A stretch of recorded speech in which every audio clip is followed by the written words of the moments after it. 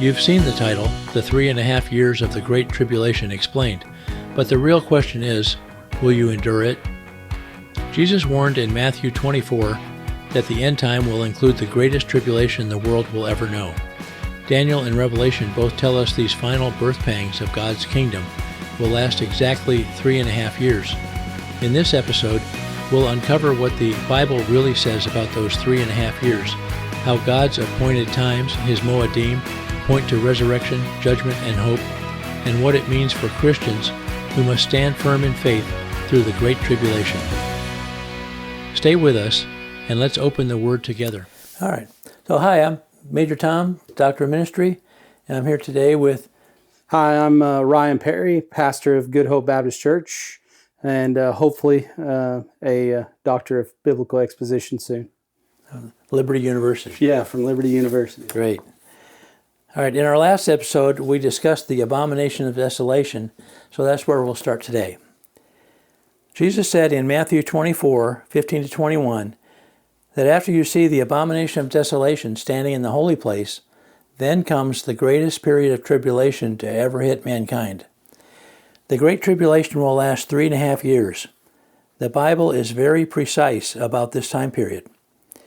In Revelation 11, verses 2 and 3, it says 42 months or 1,260 days. Revelation 12:6 and 12:14 say the woman will be nourished for 1,260 days, or time, times, and half a time. Daniel 7:25 and 12:7 say time, times, and half a time.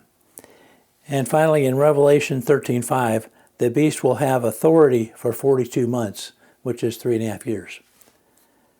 So all these agree there's a 3.5 year period of tribulation at the end of this age. In the sequence of end times events chart, which is this one, and I'll attach it in the show notes, Matthew, Mark, Luke, and John all agree the fifth seal of Revelation occurs before the abomination of desolation that we talked about in our last episode. Let's connect the dots between the fifth seal and the sixth seal in Revelation. In our podcast on the fifth seal, we discussed the martyrs under the altar who cried for vengeance, and how God told them to wait until the complete number of their fellow brethren would also be martyred. I believe the martyr's testimony in the fifth seal is the testimony that enables the court in Daniel 7, verses 25-27, to pronounce their judgment. He, meaning the Antichrist, will speak words against the Most High, and shall wear out the saints of the Most High, and shall think to change the times in the law, and they will be given into his hand for a time, times, and half a time. But the court shall sit in judgment, and his dominion shall be taken away, to be consumed and destroyed to the end. And the kingdom and the dominion and the greatness of the kingdoms under the whole heaven shall be given to the people of the saints of the Most High. His kingdom shall be an everlasting kingdom, and all dominions shall serve and obey him. Daniel tells us the saints of the Most High will be given into his hands, meaning the Antichrist's hands, for time, times, and half a time, which most will agree is set 3.5 years. These aren't 3.5 years on our calendar. More precisely, there are 3.5 cycles of God's 7 annual appointed times using the biblical calendar explained in Leviticus 23. So there are 3.5 Moedim cycles. So it's the martyr's testimony in the fifth seal that enables the heavenly court in Daniel 7 to condemn the dragon and his angelic followers, who are then cast down to earth, where the devil is enraged because he knows his time is short. And this is from Revelation 12, 7-12. We know this because they overcame the dragon by the blood of the Lamb, the word of their testimony, and they loved not their lives unto the death in Revelation 12:11.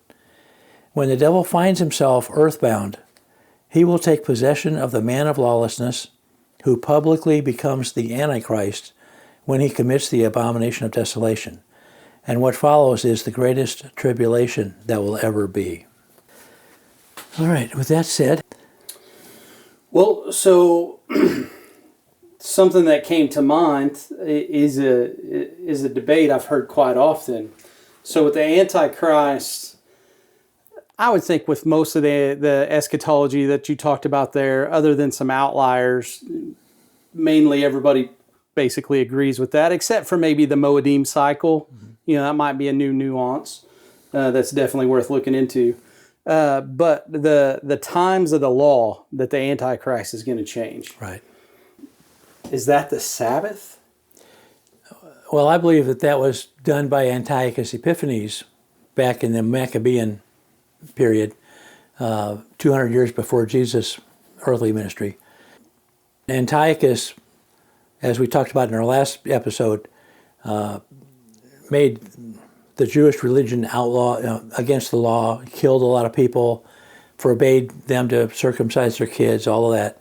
And he also changed the times, meaning the Moedim, and the law about the calendar and things like that. And that's when the calendar changed, as we talked about last week. I think that was fulfilled back in Antiochus.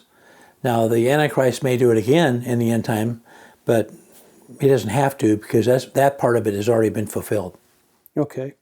So in this tribulation period, which I think we would all agree is called the Great Tribulation period, right? So a great shaking, great pressure.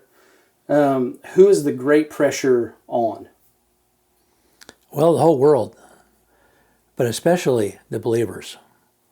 Now, the whole world is going to suffer because of the natural disasters and the totalitarian government of the Antichrist. That's going to make everybody suffer to some degree, but especially the believers that he's going to persecute.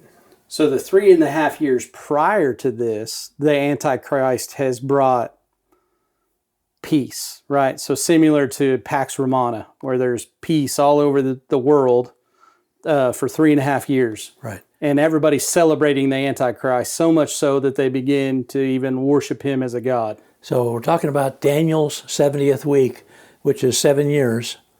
And in the midst of the week, Daniel said that the Antichrist would commit the abomination of desolation. So we got 2 3.5 year periods for people that aren't familiar.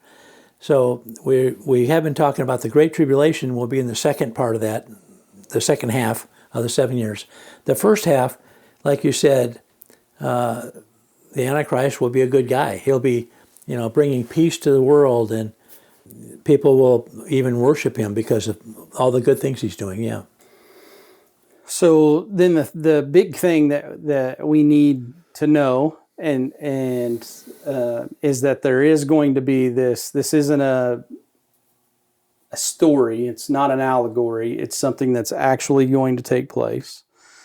And then on top of that, the question is, where is this abomination of desolation going to take place, right? What is going to trigger this 3.5 years? And we kind of touched on that last week, where you believe that the church is the third temple. And I had the question of, okay, how does the abomination of desolation take place in that sense? And so that's still, Scripture doesn't explain that thoroughly, right? So we don't know. It's kind of like Isaiah 53 didn't make sense until Jesus died on the cross, and then you look back and say, okay, this is Isaiah 53. Right. I think we're at that same, until something takes place. Yeah, like I said, if they start building the stone temple, I'm going to be right there with you. Yeah. Jeremiah's dry bones. Can I make these dry bones come to life? Well, if you look at that as Israel, then Jeremiah's dry bones really comes to make sense, right? Because it was dry bones, and then 2,000 years later, boom, here's Israel. It's alive and well again. Right. Yeah, I think that's all we can really look for in that section, right? Is we know that we have this Antichrist that's coming, and the whole world, it's not just going to be one part of the world. The whole world is going to love him because of the peace and prosperity he's going to bring. Right.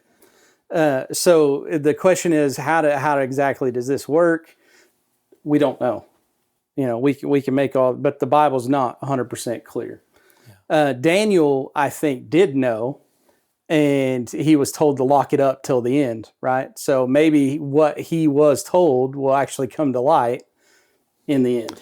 Now, in Daniel, it does say that the wise leaders will understand in the end time. Yeah. So could be some of the new things we're bringing out we're the wise leaders. I'm not saying that we are, but it's going to come to light in the end time, and it's going to be new. It's going to be a new understanding that hasn't been understood before, but it's going to be unlocked. And another thing that we could say about this Antichrist is he's really going to be fulfilling what the Israelites believed the Messiah was going to do. In other words, taking over the earthly kingdom as the king. So how crazy would it be is if this new leader is actually the Israelite prime minister, and he becomes worshipped now as not only the Messiah, but the God for all the world. Well, probably won't be Netanyahu. We'll see who's next after that. Yeah. But anyway, there's some really interesting things you can look at. So looking for the person that's going to bring peace and prosperity to the entire world, and then flip-flop, right? Dr. Jekyll, Mr. Hyde thing. And then also with that flip-flop, people are going to go from comfort to whatever the opposite of comfort is, like despair, discomfort. Well, as we were talking before about this, it just came back to my mind. I thought about Hitler. And in the 1930s, Hitler was a very popular national leader in Germany. And he did a lot of good things for Germany, restoring their economy after the World War I devastation of their economy, where they had to have a wheelbarrow full of money to buy a loaf of bread, this hyperinflation they had. He put people back to work. He built all the roads, the Autobahn system. All of that is under Hitler. So he was very popular, and he did a lot of good things. But then, like you said, the light switch flipped, and he turned into this, maniacal,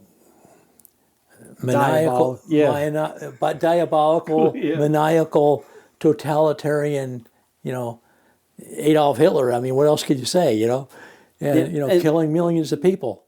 And there's been many, leaders like that in a sense. When you look at Napoleon, Alexander the Great, you can look at many, Caesar, even to a sense. You can look at these leaders, but the one thing that they didn't do is accomplish peace and prosperity for the entire world. Right. A world level thing, not just a national. I mean, we're looking at a one world government Babel type situation. Yeah. Where everybody's in agreement of this is the direction we're going. Mm-hmm. And for this period of time, which is a relatively short period of time, right? It's going to look like heaven has come to earth. Yep. And then it's going to be, no, hell came to earth. That's right. Yeah. And that's a good place to close this part. Yeah, absolutely. In the sequence of end time events chart, which I'll attach in the show notes, after the abomination of desolation, which results from the fifth seal of Revelation, Jesus opens the sixth seal with its cosmic signs.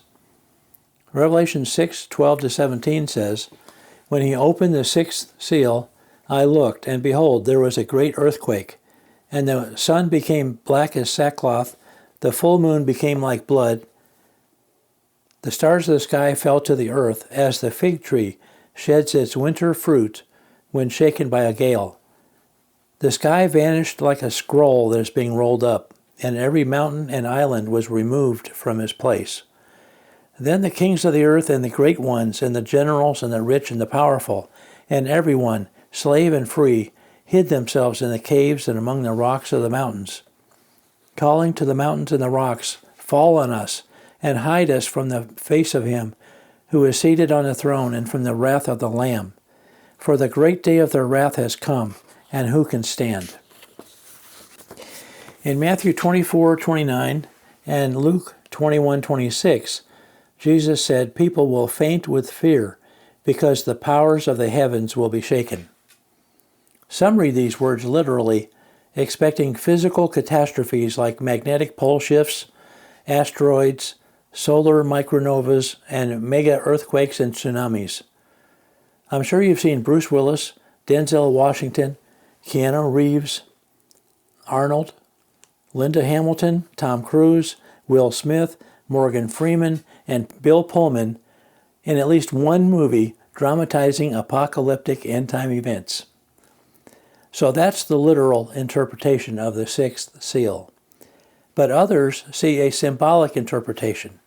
They look at these verses as traditional apocalyptic language for kings and kingdoms changing. In this case, the powers of the heavens are shaken when Satan and the principalities are cast down, while God anoints his 144,000 sons to proclaim the gospel of the kingdom with signs following. So, is the sixth seal cataclysmic or symbolic? I believe it's both. Jesus said people would be eating, drinking, marrying, given in marriage right up to the end. Matthew 24, 37 to 39. That suggests life looks normal, which supports the idea that the cosmic signs may be symbolic of upheaval in the spiritual realm rather than global catastrophe. We know that Earth's magnetic poles are shifting, and a solar flare could easily destroy mankind's electric world and in one blow, which would kill the vast majority of the Earth's population within 1 year. But people's normalcy bias is strong, and after every war, pandemic, or natural catastrophe, people always seek to restore a sense of normalcy in their daily lives. Well, I mean, it automatically just brings to mind Joel 2 to me. Joel chapter 2, verse 30 says, "And I will show wonders in the heavens and on the earth, blood and fire and columns of smoke. The sun shall be turned to darkness and the moon to blood before the great and awesome day of the Lord comes. And it shall come to pass that everyone who calls on the name of the Lord shall be saved. For in Mount Zion and in Jerusalem there shall be those who escape, and Yahweh has said, and among the survivors shall be those whom Yahweh calls."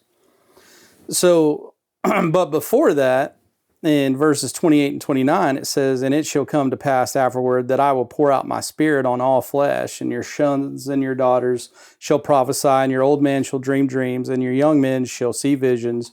And even on the male and female servants, in those days I will pour out my spirit." And so,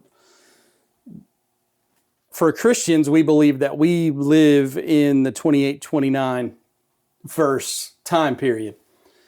And what we're talking about here, eschatology-wise, is we're waiting for the 30 to 32 portion.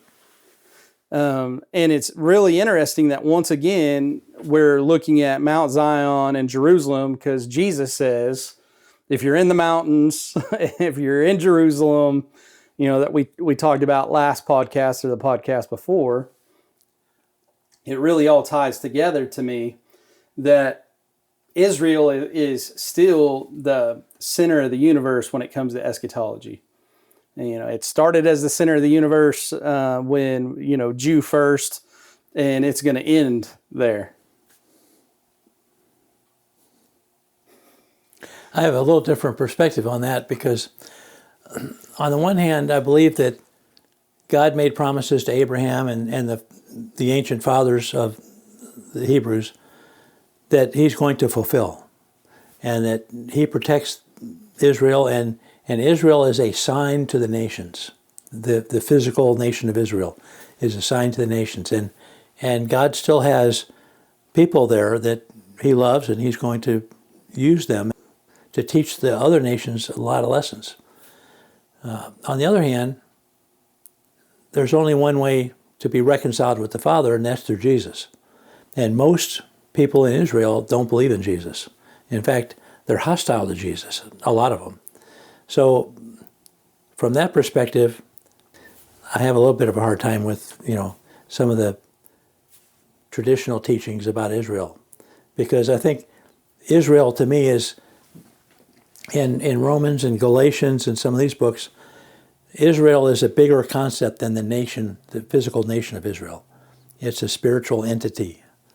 It's like in Revelation where you talk about the woman crowned with the sun on her head and crowned with 12 stars and all that in Revelation 12. I believe that's spiritual Israel. And it's a lot different than the nation of Israel. So it's complicated. Yeah, it's complicated.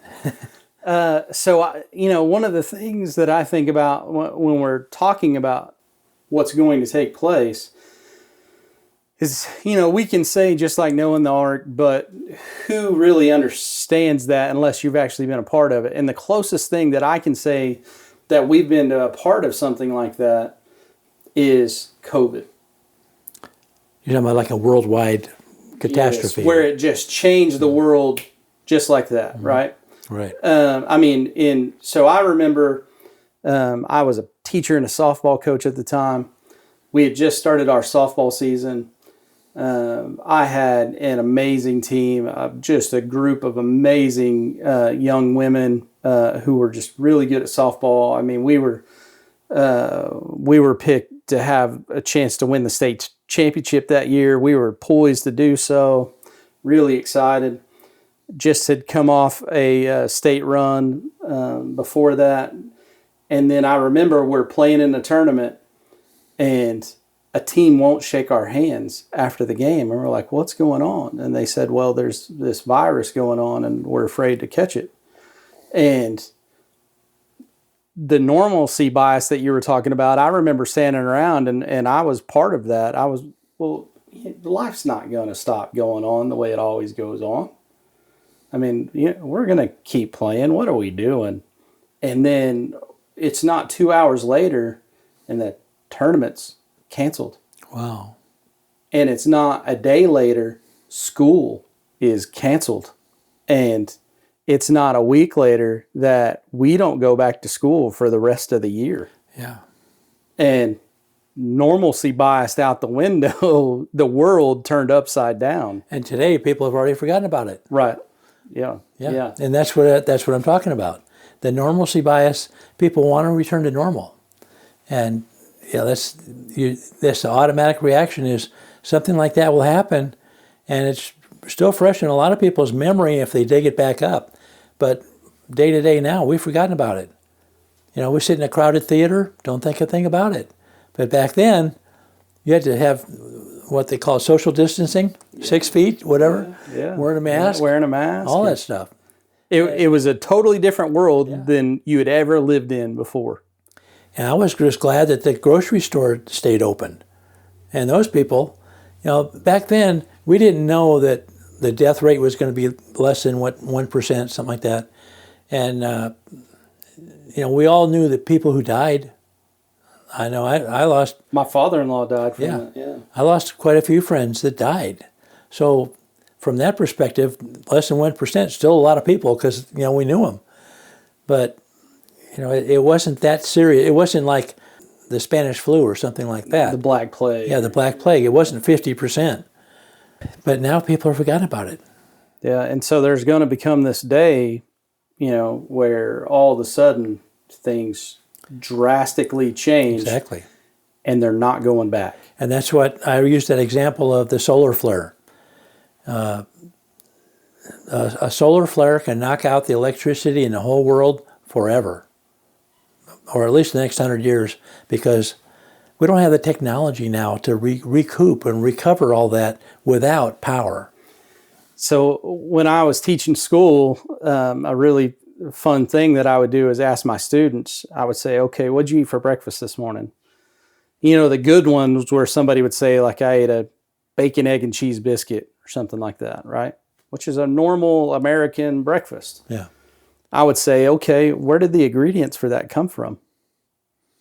And number one answer from a kid, the store or from my refrigerator. Uh-huh.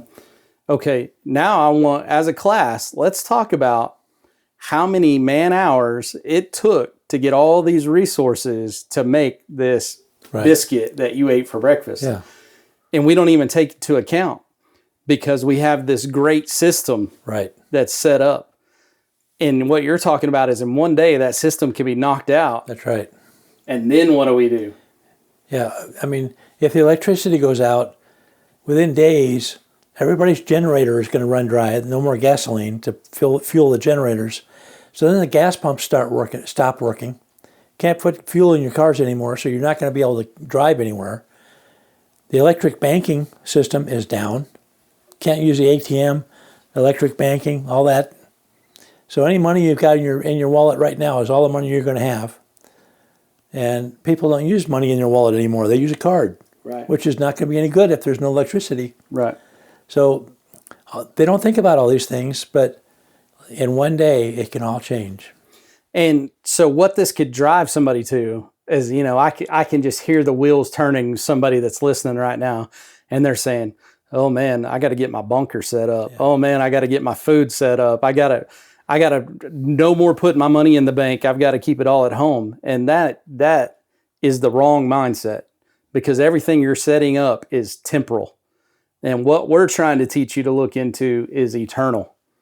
And so God's way of doing things is eternal. And so putting your trust in Him and not this Antichrist system is the important thing. Right. Now you're from Oklahoma, so that's Tornado Alley. Right. So I'm sure you had, 3 days to 2 weeks worth of food in your house or water, so you can live if the power went out for a tornado. Yeah, I live on the edge. I would just go, drink some water out of a cow pond or something. Oh boy, that would kill you.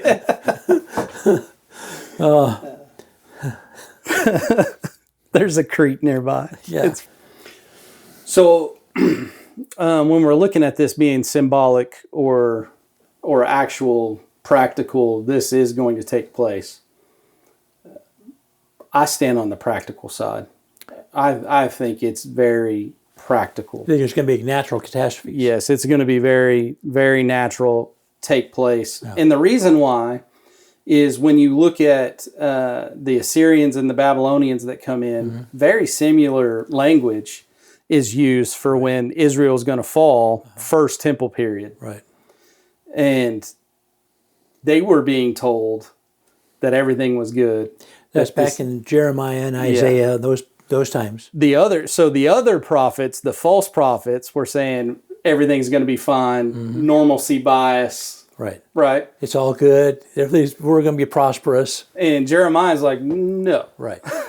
So they threw Jeremiah in prison. Yes. Yeah. Yeah. And so I lean on that and say, no, this language is very true of that's going to take place. Yeah. I think it's both. I really do. I know. I'll put a link in the show notes to a site that talks about the magnetic pole shifting, and that's increasing. The rate at which the North Pole is moving is increasing, and I think they're projecting the next 10 or 20 years it's going to flip, which is going to cause a lot of natural catastrophes in the natural world. I'm not talking about, supernatural divine intervention. This is just something that happens every few thousand years, and we're right on the end of it. A lot of those kinds of things are in the works. People talk about climate change, and whether you believe it's global warming, global cooling, whatever, I believe it's caused by the sun and the changes in the sun that are happening. So I think it's going to happen. These physical things are going to happen, these catastrophes, but they're also linked and synchronized with the end time events and the rise of the Antichrist. So with that being said, is a wise person then fearful of these things? Or is a wise person prepared? And in prepared, what does prepared look like? Are we prepared in temporal things, or are we prepared in eternal things? Well, I agree with you that our primary focus should be spiritual. We need to have our heart, our spirit, our soul ready, and our attitude ready to follow the Lord. But on the physical side, we can't follow the Lord unless our body is healthy and alive. So we need to prepare physically as well. So it's a two-pronged. Yeah. Yeah. You've got to eat, you got to have water, and you got to sleep. You got to have protection against, freezing cold, things like that are common sense, Maslow's hierarchy of needs type things. So you've got to keep your body going so that you can do their spiritual mission. So yeah, I think that's a good place to end. this section. Okay, good. Talk about Sukkot. I actually go camping every year for 7 days, and it's a preparation for the end time. There's going to be 3 destinies for believers. Let's say a pre-trib rapture is happening, but then you have believers that get saved after that are on the earth. All right, so there's 3 destinies for whoever's here that's a believer on the earth. So it applies pre, post, whatever. First is the sword. If you take the sword, you're going to die by the sword. And the second is captivity. You go in prison. And the third is the greater exodus, which is the camps of the saints that are outside the world system. They're like the children of Israel in the wilderness. You know, God's taking care of them. And they probably also have to learn how to do hunting, fishing, foraging, all those kinds of things. But there's going to be some divine assistance too. So that's the third possibility. Jeremiah talks about there's going to be a greater exodus than the first exodus. Most people aren't familiar with that verse, or that section, but yeah, it's in there. Cool. I'm ready for that. Yeah, this will be on a worldwide scale, like you said before, not just a national scale. Are all 7 Moedim repeated in the Great Tribulation? The final 3.5-year period of the Great Tribulation seemed to mirror God's Moedim cycle found in Leviticus chapter 23. And for people that don't know the word Moedim, it's God's appointed times, his festivals that he said to practice each year in Leviticus 23. All right, so they're divided. There's 7 of them. They're divided into spring and fall or autumn. And there's 4 in the spring and 3 in the autumn. The spring ones are Passover, unleavened bread, first fruits, and Pentecost. At the beginning of the tribulation, we see the spring Moedim. Just as Israel's redemption began with sacrifice, the tribulation begins with martyrdom, saints laying down their lives as lambs of God, just like their Lord, who was the Lamb of God.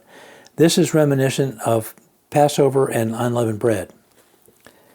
Revelation 14:4 says the 144,000 are first fruits to God and of the Lamb. As I said in episode 9, this is a rapture or a harpazo event. These Christian disciples are caught up to God, just like Paul was in 2 Corinthians 12:2. And this is the end time first fruits fulfillment. All right, so then we got Passover, unleavened bread, first fruits, repeated in the end time here. All right, the fourth one is Pentecost. In the heavenly realm, the 144,000 that were caught up are anointed to proclaim the gospel of God's kingdom worldwide. And this is the latter rain outpouring of the Spirit. It's a second Pentecost. All right, so that's the 4 spring Moedim repeated in the tribulation. Now we've got the fall Moedim. These have not been fulfilled yet, so these are going to be fulfilled in the future. At the end of the Great Tribulation, we'll see the fall Moedim fulfilled for the first time. First, all right, so just for orientation, you got trumpets, atonement, tabernacles are the 3 fall Moedim. First is trumpets, and that corresponds to the wheat harvest in the Gospels. As the Great Tribulation concludes, on the first day of the 7th Hebrew month, the rapture or resurrection will occur. 1 Thessalonians chapter 4, verses 16 and 17 say, "The Lord himself will descend from heaven with a cry of command, with the voice of an archangel, and with the sound of the trumpet of God. And the dead in Christ will rise first. Then we who are alive, who are left, will be caught up together with them in the clouds to meet the Lord in the air. And so we will always be with the Lord." And 1 Corinthians 15:50-54 says, "I tell you this, brothers, flesh and blood cannot inherit the kingdom of God, nor does the perishable inherit the imperishable. Behold, I tell you a mystery. We shall not all sleep, but we shall all be changed. In a moment, in the twinkling of an eye, at the last trumpet. For the trumpet shall sound, and the dead will be raised imperishable, and we shall be changed. For this perishable body must put on the imperishable, and this mortal body must put on immortality. And when the perishable puts on the imperishable, and the mortal puts on immortality, then shall come to pass the saying that is written, death is swallowed up in victory. So Jesus himself speaks of sending out his angels to gather his elect. In Matthew 24:31, he said, he will send out his angels and with a loud trumpet call, and they will gather his elect from the four winds, from one end of heaven to the other. So let's talk about trumpets. Well, one thing I would like to discuss a little bit, because it can be, if you take your 21st century mindset and you put it into the scripture, it's caused a lot of issues. Okay, what do you mean? So on your rapture, where it says the dead in Christ will be caught up first and they come up out of the ground, we think of that as graves. It's not graves. So when in a Jewish mindset, when you die, everybody goes to Sheol, and Sheol is in the ground. Right. So Sheol, then we find out from Jesus and his parable of the rich man and Lazarus, that Sheol is split into two places. Then there's a great chasm between them, but they're in the same place. There's hell on one side of the chasm, and there's Abraham's bosom on the other side of the chasm. The Abraham's bosom later becomes known as paradise. Jesus says today, you'll be with me in paradise, to the thief on the cross. Another word for paradise is Eden, right? So what this is actually describing is all those who have died and gone before, their bodies aren't coming out of their caskets up out of the ground. They're coming from Sheol. Their bodies or their soul? Their soul. The bodies are no longer an issue. Right. We're talking about who we actually are, which is our spirit. And now people are going to think you're saying that there's no bodily resurrection. There is a bodily resurrection, but that's later. And actually, that's where booths, tabernacles, Sukkot, which we're about to get into, teaches us about that. Because right now, we're in a Sukkot. We're in a temporary... A tent. Tent. Yeah, our body's a tent. Yeah, and we're going to get an eternal one. Right. Paul talks about that. Yeah. That we've grown in our temporary situation. So when he talks about people coming out of the graves, he's speaking metaphorically of coming out of Sheol or Hades. Yes. And, okay. Yeah, because Hades would be the Greek equivalent of the Hebrew Sheol. He's not talking about reconstituting your physical body that has decomposed into dirt. Right. He's talking about bringing your soul or spirit out of the underground. Yes. Or the underworld. Yeah, because so we get so caught up in the temporal, right? And these bodies are temporal. They're not meant to last forever. The Bible tells us the dirt you were made, to dust you'll return. Well, in fact, I think, aren't our cells replaced every so often, like every day or two? Yes. Whatever? Yeah. We become a new creation all the time. Physically, our cells are changing all the time. Yes. Yeah. Yeah. We're shedding and reproducing. So with that being said, Christians have gone into so much work into preserving this dead body when it's gone, spending so much money to make a casket of all these things, right? Where when you look at Jesus, they were going to lay him on a rock. He was going to spend a year in there decomposing. Then they were going to take his bones and put them in an ossuary. Yeah. And that's where he would have been laid. Right. It's not preserving the body. So it's this different idea, totally different idea. I wonder why they kept the bones, because I know Joseph made a big thing about bringing his bones out of Egypt too. Yeah. Wonder what that was all about. Yeah, that's a totally other long... Okay. All right, so back to trumpets. All of those verses I read just a minute ago had trumpets in them. The blowing of trumpets were involved in each one of those cases. So it sounds to me like they were all speaking about the same event.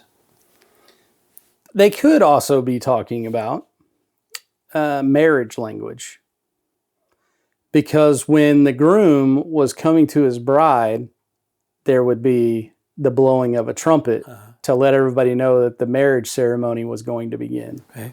And when Jesus is coming back, he's coming back for his bride.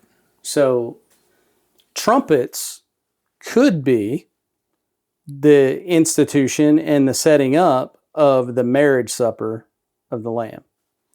Okay, but how does that figure into the Moedim? Yeah, so when we look at trumpets, what's the purpose of trumpets? Well, that's a mystery. The Day of Trumpets is a mystery. In the cycle of the Moedim, not too many people have a good answer for what is that going to fulfill, except they believe it's the resurrection. Mm-hmm. So when you look at Passover and Yom Kippur, which is atonement, have very similar purposes. Passover is for the individual. Right. Yom Kippur is for the nation. Uh-huh. So Passover was fulfilled for the individual. Peter says that we become a holy priesthood, right? A priesthood and a holy nation. Right, right. Trumpets then is raising this priesthood. We go into Yom Kippur, and on the Yom Kippur, what happens? The high priest, who is now Jesus, enters the Holy of Holies, and he atones for the nation's sins. So not only is there personal sin being taken care of, but there's the nation's sin being taken care of in Yom Kippur. All right, so we got the Old Testament symbolism, Yes. the type of what God's trying to tell us that atonement means in the Old Testament. Yeah. All right, and the symbols of atoning for the covering the sins. They didn't forgive them, but they covered the sins Right. of the nation for another year. Right. Now, a lot of people wonder, well, Jesus is our Passover lamb, right? He's our Christ, our Passover has been sacrificed. Mm-hmm. So what's the difference between that and atonement? What's the difference between Passover and atonement? Mm-hmm. Because Jesus only went to the cross once. Mm-hmm. And for all time, that's good enough. In Hebrews, it says that. Yeah, so Jesus is also our scapegoat. Right.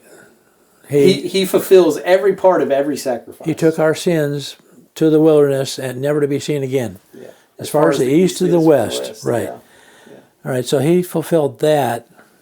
But now, here's another mystery in my mind, and that is the fall feast haven't been fulfilled yet, at least in our knowledge. Mm-hmm. You know, chronologically, they haven't been fulfilled yet. So here's something to think about. Passover, right before Passover comes, what does Jesus do when the Passover lambs are being brought into town? Jesus rides in on a donkey on the other end of town, and they're basically blowing horns and saying the king is here. Right. Which is Yom Teruah, trumpets. All right, but we're in the wrong month. That was the first month of the year in Hebrew. So Jesus is so that's why the high priest is like, what are y'all doing? It's Passover and you're doing. Let's finish our discussion on trumpets first. Okay. And then I'm going to go into atonement. Go into atonement. Yeah. Okay. So trumpets is resurrection. So trumpets is also bridegroom and bride. Trumpets is also the king coming to town. All of those things are taking place at one time. Okay. So I think you're agreeing with me then that trumpets is the resurrection, meaning our bodily resurrection into immortality, incorruption, having a glorified body from then on. Right. Right. And now you're also tying marriage symbolism to that, the Hebrew wedding ceremony. So I haven't talked about this in my notes, but that brings up the question about the wedding supper of the Lamb. When do you think that'll happen? Sukkot. All right, so you think that Sukkot is the wedding feast for a week, which is the length of the Jewish wedding feast was a week. So that you'll think that Tabernacles is the fulfillment of the wedding feast. Okay. All right, so that takes care of trumpets then. I think we agree that trumpets is symbolizing the resurrection, a bodily resurrection of the living and dead saints. And now we're going to go into atonement, and then we'll do tabernacles. So, the Day of Atonement, Yom Kippur. 10 days after the Day of Trumpets comes the final day of the present evil age. The term present evil age comes from Galatians 1:4. It's the eon where mankind was placed under the government of lesser gods, lowercase g, angelic principalities and powers that Daniel spoke about in Daniel chapter 10, and Paul refers to in Ephesians chapter 6, principalities and powers. And we're going to talk about these in much more detail starting next week. All right. So, 10 days after trumpets comes the final day of this age at the Day of Atonement. All right. Revelation 14, verses 17 to 20, describe the winepress of God's wrath. And this is the battle of Har Moed, the Mount of Assembly, where Messiah and his saints return from the heaven and confront the Antichrist and his armies. Dr. Michael Heiser and others agree that the word Armageddon in Revelation 16:16 is a mistranslation. They say Armageddon should be Har Moed, which means Mount of the Assembly, not Har Megiddo, and the Valley of Megiddo is a valley in Israel, not a mountain, which is Har is mount. If so, it means the final battle is not about a valley in Israel, but about God's mountain of assembly, his moed, his appointed time. This also agrees with the ancients' concept of Eden being a mountain garden where God's heavenly counsel exists. And for anybody that isn't familiar with these things, get this book, The Unseen Realm, Dr. Michael Heiser, and read that, and it'll tell you all the details. I know I've just introduced many of the concepts in your doctoral dissertation. So if you'd like to speak about the Day of Atonement. Yeah, so Day of Atonement is similar to Passover, but it's atoning not for individuals. So in Passover, an individual would take an unblemished lamb, and that individual would take it before the high priest. And the high priest would not look at the individual to see if the individual was good enough.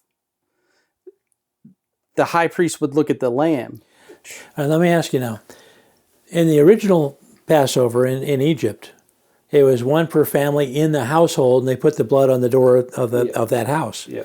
But now later, you're saying that each male was commanded by God to come to Jerusalem 3 times a year, Passover, Pentecost, and Tabernacles. Yeah. So they brought their lamb to Passover in Jerusalem, right? Yes. So that's a change in the ceremony from Egypt Right. to the modern, the later Jewish people. Yeah, because now we have a temple. All right, so they brought it to the temple, basically. Okay, yes. Go ahead, I'm sorry. Yeah. Because you can look at the wilderness step before that, and they would bring it to the tabernacle there. Right, yeah, which is the same as the temple. Yes, yeah. So now they're bringing it to the temple, and the high priest's sole focus is on the lamb. Now, once the high priest says, yes, this is good, what that person does is then he lays his hand on the lamb, and he confesses his sins on the lamb. And the lamb takes the sins, and then it's slaughtered, and those sins die with the lamb. They no longer exist. Right. And it's covered, and it's finished. And so sin's atoned for. In Yom Kippur, the Day of Atonement, what happens is it's not a lamb now. It's a cow. The cow's blood now is covering for the nation, and in Yom Kippur, you don't come to Jerusalem. Right. That's not one of the commanded. It's not one of the, yes. So the males don't come. there's not multiple cows. Right. There's the one for the whole entire nation. Right. And the high priest had to also do an atonement for himself Right. before entering, cleanse himself, and then for the nation. This takes place and Israel is forgiven of all of its sins. At the national level. At the national level. Yeah. So What about the two goats? There's lots cast. We have these two coats that are brought in, and one becomes the scapegoat, and the other one becomes atonement, right? So a lot is like throwing dice to Yeah. see which one is which. Yeah. Yeah. Okay. So you could basically say there's a green side and a red side. Okay. The sins get cast on Azazel, the scapegoat, and it is led out into the wilderness and cut loose. Yeah. And Never to be seen again. never to be seen again. And that had the sins of the nation. Yes. Yeah. Okay. Yeah. Sins of the nation are on that goat. And the other goat, Is part of the sacrifice. it's slaughtered. Yeah. Okay. So that symbolizes the bull and the slaughtered goat symbolizes the covering of the nation's sins, and the scapegoat was released in the wilderness, symbolizing God will never remember those sins again. Right. Okay. Right. Now, here's a question in my mind. The fall feasts of Israel, the fall Moedim, have not been fulfilled yet in our history, like the spring feasts were fulfilled by Jesus in the first century. So has this been fulfilled? Has the Day of Atonement been fulfilled in the heavenly temple, like you're talking about, that these earthly things symbolized, the bull and the two goats? Or is this something that Jesus is going to do on the Day of Atonement in our future? So I'm going to explain something that most people don't know. God made a deal with Abraham, a covenant. In that covenant, he tells Abraham to get animals and cut them in half. Right. And to separate them, and then to seal the covenant, walk through them. Only Abraham is put to sleep, and God walks through them. And whoever walks through them is responsible for the covenant. And you're saying, if this covenant isn't fulfilled, whatever happened to these animals is going to happen to me. Right. And that happened to Jesus on the cross. Right. So God says, Abraham, if you and your children can't fulfill this covenant, then I'm going to be broke to pieces. Yeah. I'll be sacrificed. So now what that doesn't do, though, what hasn't happened is, because Israel was orphaned after Jesus' crucifixion because they didn't accept him. Okay. So now Gentiles are grafted in, but Yom Kippur says Israel once again will be atoned for, along with the Gentiles who come in. So the national atonement for either Gentiles or Israel has not happened. All right, so this brings up the verse in Romans chapter 8, I believe, where it says, when the fullness of the Gentiles comes in, then all Israel will be saved. Yes. So is this Day of Atonement that you just referred to, is this what we're talking about, all Israel being saved, both Jews and Gentiles? Yeah. So Yom Kippur becomes the new Babel, in a sense, where the whole world becomes of one mind. Because remember, in Yom Teruah, trumpets, evil's going to be knocked out. You lost me. So the battle of Armageddon, right, is going to be ended before Yom Kippur. Yom Kippur is the building of the new nation, God's nation. So we're talking about Yom Kippur, the Day of Atonement in the heavenly realm, when Jesus fulfills that Moedim, or that Moed, by doing whatever he's going to do in the heavenly temple that brings all Israel into right relationship with God. Yes.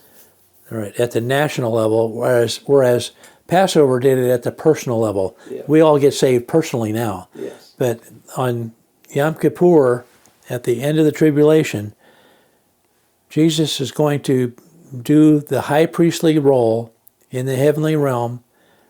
You're saying after the Antichrist and his armies are wiped out on the earth, and then Jesus is going to do the heavenly high priestly role that is going to bring all Israel into God's presence. And all Israel is Jew and Gentile. Right.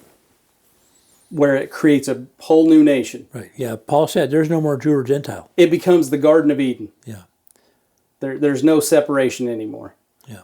And for that matter, there's no separation of male and female either. It's all no Jew, Gentile, no male, female, no black, white. There's no mountains anymore. It's all plains. Right.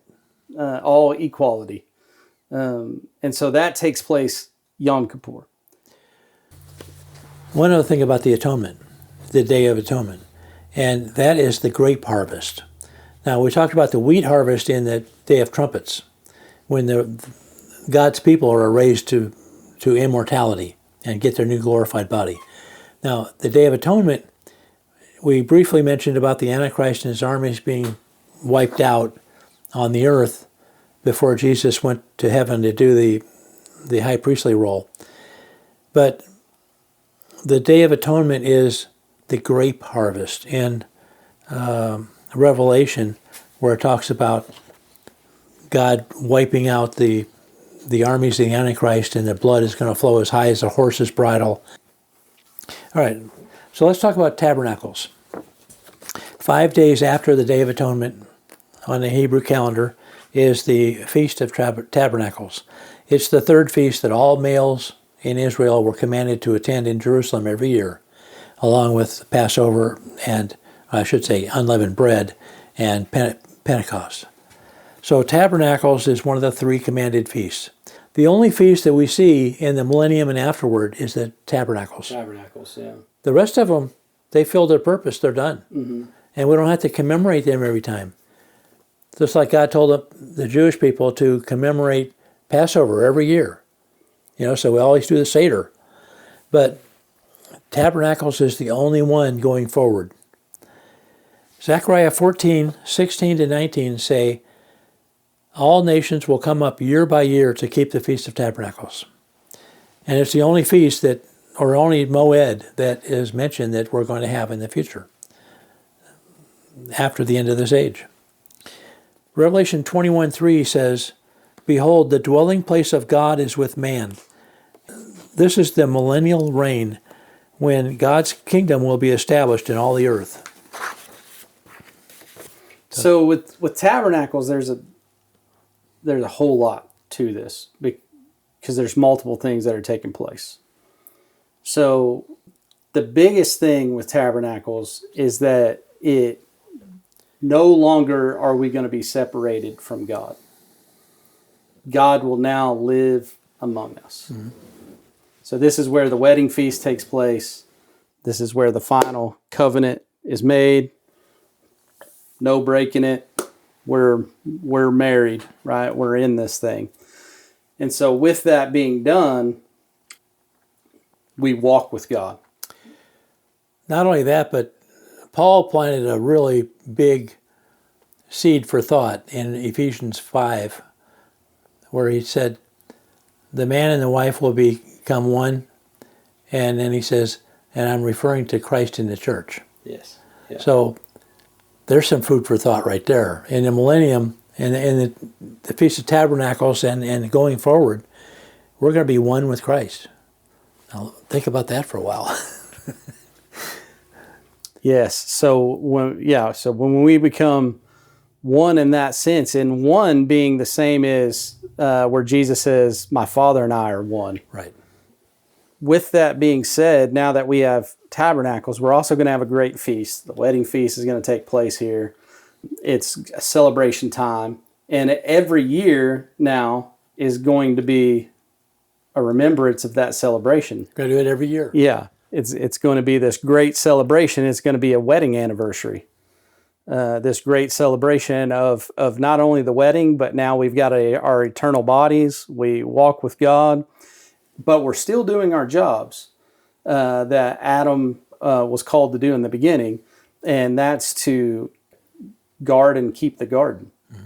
Like that's still our responsibility. We're still guarding and keeping the holy place. Only the holy place now is the entire world. What are we guarding it from? That's a great question. So that's all speculative. The Bible doesn't tell us any of those things, but the Bible does say that we will judge the angels.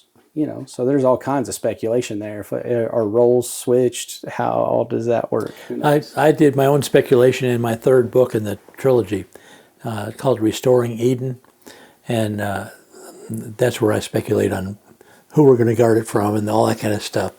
But it's like you say, it's speculation. It's the Bible doesn't tell us, so you have to kind of connect the dots and speculate. And what's pretty obvious. Since we're going to do Sukkot over and over again, and we're not just going to sit and play harps on clouds and those kind of things. I think an important aspect is heaven, which we call it Shemaim, which is sky water in Hebrew. They don't see God living in the sky. That's our interpretation, our idea, and I think probably where we get that from is because Jesus went up, right? Right. And the angel said, "What are you looking at?" But so that's an important to note. So just like we think of, coming from the ground, we think that's got to be graves. But Jesus also looked up when he looked up and blessed the bread, and fed the 5,000, or looked up and prayed and then raised Lazarus from the dead, or he kind of looked up too. So that's it's kind of interesting. I always thought, well, if God is everywhere, why are you looking up? There's nowhere other than language of coming on the clouds and things of that nature where heaven would be in the sky, but they don't think of some kingdom in the sky. Right. They don't think God is up there. Right. But yeah, I think you're right as far as it's just a matter of respect. You're saying it's above me. Because if you're in the South Pole, it's below you. But yeah, or you're in Australia, you're going in the wrong direction. yeah. So it's just a matter of, it really doesn't matter. Like that, none of those things really matter. But it just shows how differently we look at things than they looked at things. And we really get caught up in how we look at things, and that's the only way to look at things. And we can confuse some verses because we can't look at it how we look at it, because that's not how they're explaining it. Right. Paul would have conversations with us and be like, "What? I don't. You interpret what I said how?" Yeah. Because it's much different. But I think it's important to wrap up by saying that just like Passover, first fruits, Pentecost, boom, boom, boom, right? Fulfilled in the same sense, we're going to see that same. I agree. And in fact, those four were fulfilled within 50 days of each other. Yeah. So the fall feast in our future, they may be fulfilled in the same month or two period of time in 1 year. Yeah, it's gonna fall on the same calendar. As soon as trumpets happens, you're gonna hit Yom Kippur and you're gonna hit Sukkot, in the same year. Yeah. I mean, it's gonna go in that same cycle. Right. It's not gonna go trumpets happens, then we're gonna wait, and then it's. I think you're right, but it's easy to fall into the trap of saying, well, it's been almost 2,000 years. God has this way of putting in 1,000 years in between where we thought it was, going to be like this. Now it's like this. And I think you're right, though. I don't think it's going to have this big gap in between these events. It's going to be in the same year. Where we're talking about where all Israel is going to be saved. And people might say, that doesn't make sense. Well, Jesus said, you won't see me again until you say, blessed is he who comes in the name of the Lord. And that's when he's going to fall, come back to the same place he left, which was... So are you thinking that was the Zechariah thing where they weep for him whom they pierced? Yep. Right. So that's when they're going to say, blessed is he. Their eyes are going to be opened. Yeah. As soon as they see him coming down on the Mount of Olives, they're going to go... Right. I'm probably not a very good eschatology person, and the reason for that is, to me, eschatology is for understanding the danger of expecting, falling into the same trap the Jews fell into, of expecting a Messiah to bring world peace. Uh-huh. So it's the same problem, right? They rejected Jesus because he didn't bring world peace. Now they're going to accept the Antichrist because he's going to bring world peace. And then they're going to realize that that was wrong when Jesus comes back and defeats the Antichrist and actually frees them from their problems. And you're going to see that, oh, this is the one in whom we pierced. Right. You know, and so that change of mindset is going to happen. So for Christians, this is to remind us, continue to lean on Jesus and don't fall for this false Messiah. Right.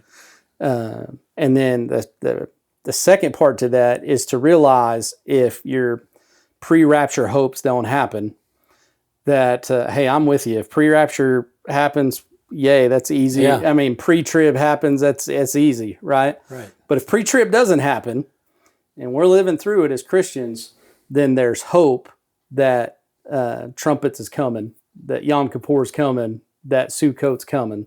Well, yeah, if you see the abomination of desolation and you're still here, then you know you've got 3.5 years to go to survive for 3.5 years, and then there's going to be an end to the suffering. It's kind of like Daniel figuring out the 70 years in Babylon. Right. You know, it's that same kind of deal. You know, can I handle this for that long? Right. You know, you've got that hope, but the mission doesn't change. Mm-hmm. You know, the mission still stays the mission. Where when circumstances change, sometimes you want to change the mission. Yeah. We're told circumstances are going to change, and we're also told don't change the mission. Right. The important part for me for eschatology is that we began in the Garden of Eden walking with God, and we're going to end in the Garden of Eden walking with God. Only the Garden of Eden isn't going to be this small garden that can be guarded by cherubim. It's going to be the whole earth as a garden. During this time, all believers who remain faithful to God will face one of 3 destinies. They'll die by the sword, they'll be taken captive, or they'll live outside the Antichrist beast system in a greater exodus. And I dramatize that in my book, the second book, Martyrs and Miracles. Next passage, deception will intensify. Regarding the time during the Great Tribulation, Jesus repeated this warning. Now, he started out in the first seal in Revelation was the white horse, and we said that was don't be deceived. All right, but now, after the abomination of desolation, we're into the tribulation. Jesus repeated the warning and said, don't be deceived. False messiahs, false prophets will perform signs and wonders.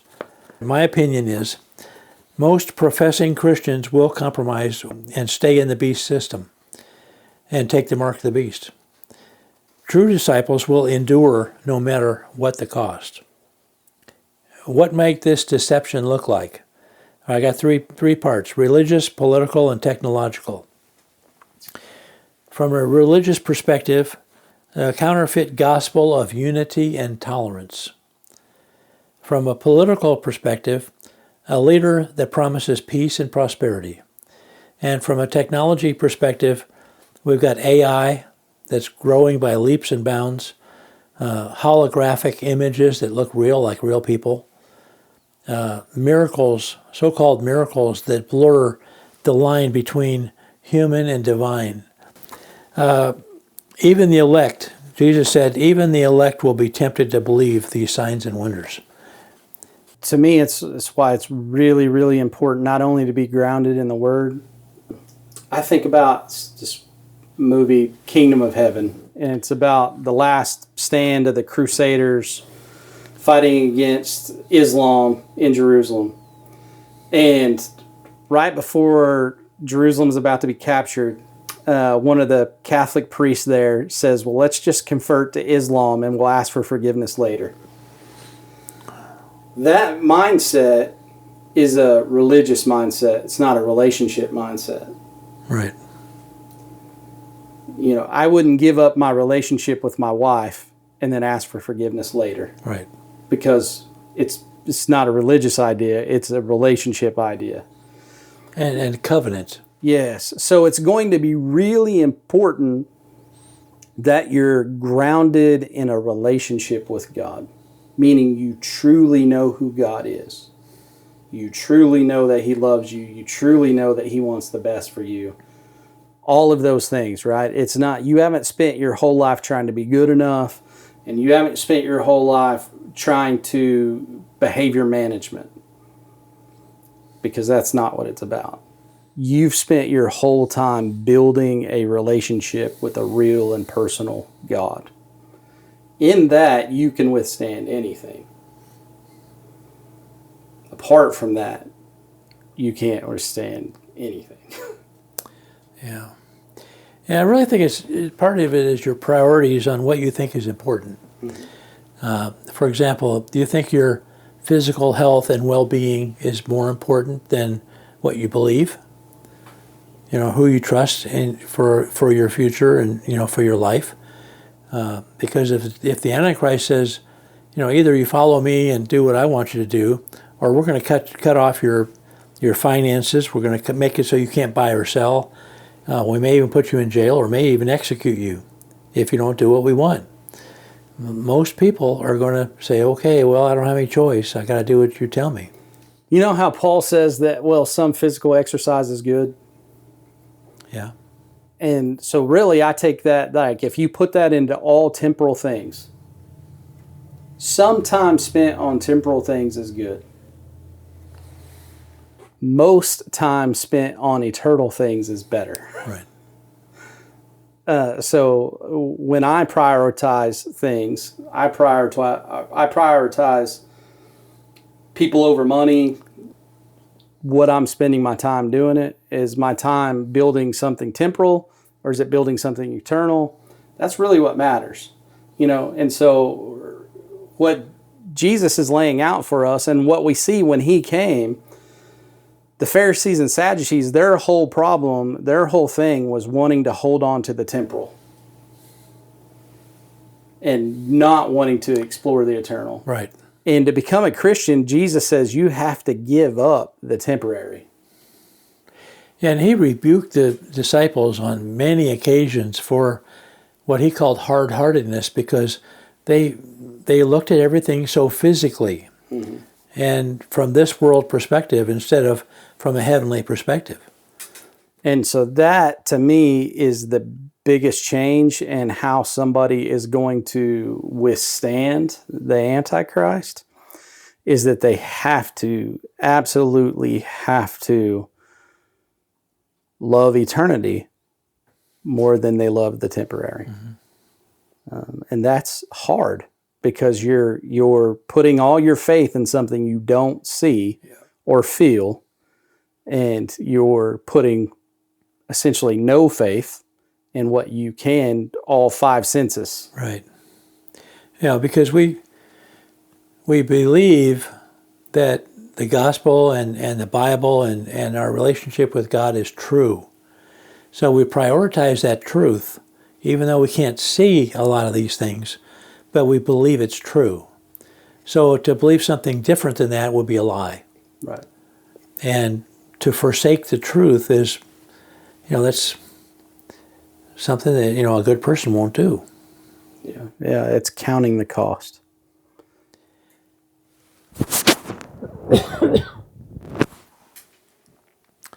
Yeah. All right. Now, the next part is the sign of the Son of Man. Matthew 24:30 says, "Then will appear the sign of the Son of Man in heaven." What is the sign of the Son of Man? All right, I got three options for you. A visible supernatural sign, a celestial star, or his very appearing in glory, like the lightning flashing from east to west, that's suddenly visible and unmistakable. Well, so is there anything that we can tie this to? Like a trumpet? Right? Because what would the sign of the Son of Man be? Because when Jesus comes back, what is he coming back for? He's not coming back to be a slaughtered lamb anymore. Right. So it's not the lamb coming back, it's the lion coming back. So what is the lion coming back for? What's the lion represent? So which coming are we talking about, though? Is it going to be trumpets or atonement that we're talking about the coming back? Because one is the wheat harvest of the saints, and the other one is his coming back to rule and reign on the earth. Well, so when you're talking about the grape harvest, is that just talking about justice being served? Yeah, justice against the wicked. Mm-hmm. Yeah. So it really ties together. So you can't look at Passover as an individual thing, because Passover, first fruits go together. Because Jesus dies on Passover, but that ties straight into first fruits, which then ties straight into Pentecost. Right. So you can't have any one of those without the other. Right. So in the same sense, it's the same way to me. That sign would be trumpets, which then leads into justice, which then leads into celebration. And in fact, we haven't talked about the plagues in the book of Revelation. After the trumpets, when the righteous are caught up, then you have 10 days of awe before atonement, when the grape harvest and all the wicked are going to be, destroyed in the battle. Well, you've also got the 7 bowls of wrath that are going to be poured out. I definitely don't think that those bowls are going to be poured on the righteous. Well, they won't be poured on the righteous. It might go back to what you said last week about Goshen, and the righteous being protected from the judgments that fell upon the Egyptians, like during that time. So if the righteous are on the earth, they're not going to be falling victim to the bowls of wrath. They'll see it falling on the unjust, the evil people, but they won't experience God's wrath themselves. So that's the question is, are the Christians going to be here during that time when the bowls of wrath are falling, even if they are protected? Or whether the bowls won't be poured out until after they're taken up. I guess we'll see. It's estimated 2 million people came out of Egypt under Moses. And God fed them and watered them and everything in the wilderness, in the desert, for 40 years. So He protected them in Goshen before that. Yeah. So God can protect and keep his people that are, like I said before, about the greater Exodus.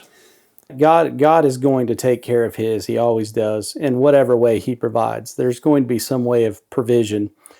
So no matter what part of the tribulation you're in, if you're a Christian being in that, and you're trusting in God wholeheartely, you're going to be taken care of. It may not look like, one of my favorite stories is Elijah, when it's been drought for 3.5 years, and the streams dried up and the ravens aren't bringing in food anymore. And God says, go to the widow woman.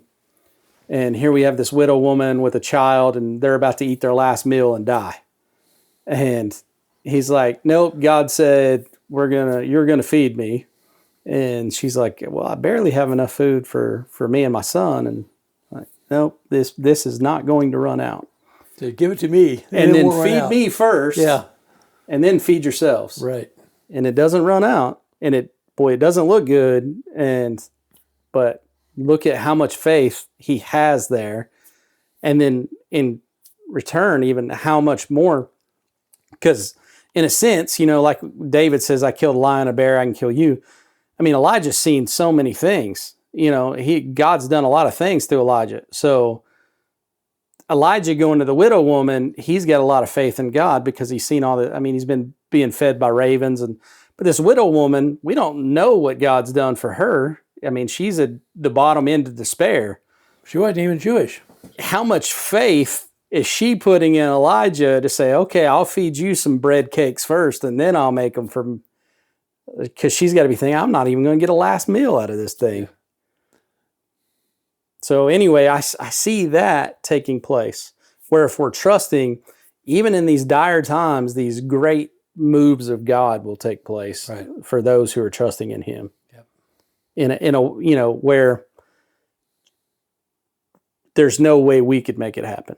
It's the same kind of way for Joseph. The dreams come to Pharaoh, and Joseph's taken before Pharaoh because of just what looks like luck in prison, right? It's a divine intervention, but it looks like luck. He gets to know the right person that gets him in front of Pharaoh, and now he feeds the whole world because of this dream that God gives him. Those same kind of things I think will happen. Yeah. God will provide for His. There's no doubt.